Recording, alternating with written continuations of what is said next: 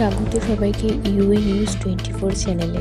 আজকের বিশেষ খবর হলো ভিড়ের মধ্যে ঢুকে গেল চলন্ত ট্রাক, মৃত 2, বহু আহত। ভয়াবহ ঘটনা ইন্দোরে।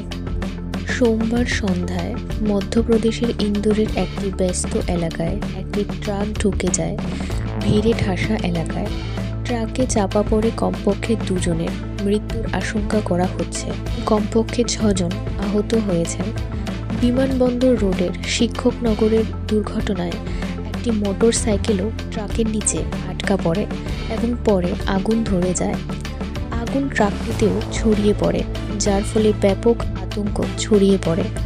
ঘটনার ভিডিও ভাইরাল হয়েছে। আহতদের নিকটতম হাসপাতালে নিয়ে যাওয়া হয়েছে। পুলিশ ও প্রশাসনিক কর্মকর্তারা ঘটনাস্থলে পৌঁছেছেন।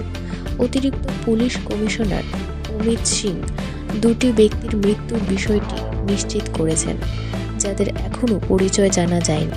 এসিপি এইচটিকে জানিয়েছেন, দ্রুত গতিতে আসা একটি ট্রাক প্রথমে একটি বাইককে এবং পরে অন্যদের ধাক্কা দেয়। ট্রাক চালককে গ্রেফতার করা হয়েছে এবং পুলিশ তাকে জিজ্ঞাসাবাদ করছে।